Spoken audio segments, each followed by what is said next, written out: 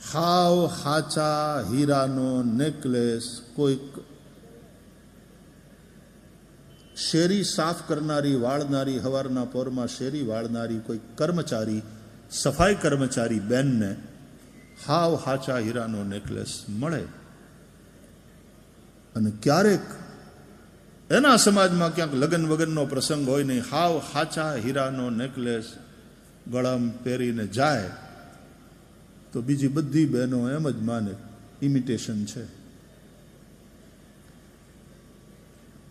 કારણ કે આ સામાન્ય સફાઈ કર્મચારી, આપણે તો સામાન્ય લોકો, આપણે ગરીબ લોકો, આપણે મહેનત કરીને પેટીયું રળીએ, હાચા હીરા અહીં ક્યાંથી હોય?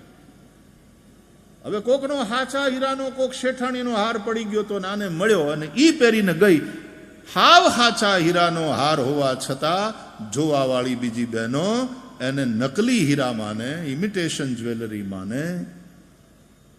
અને રાજાની રાણી હાવ ઇમિટેશન જ્વેલરી હોય પણ એને ડિઝાઇન ગમી ગઈ હોય એટલે ઈ ખોટા હીરાનો હાર, એની ડિઝાઇન ગમી ગઈ હોય એટલે ઈ નેકલેસ પહેરી અને સિંહાસન ઉપર રાજાની બાજુમાં બેઠા હોય, લોકો એને હાચા હીરાનો જ હાર માને.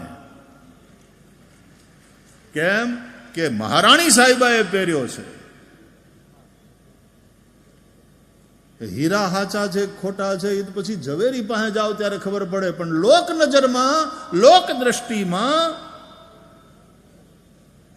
એ હીરાના હારને ધારણ કરનાર કોણ છે એના ઉપર બહુ નિર્ભર કરે છે કે લોકો એને હાચા હીરાનો માને કે એને ખોટા હીરાનો માને.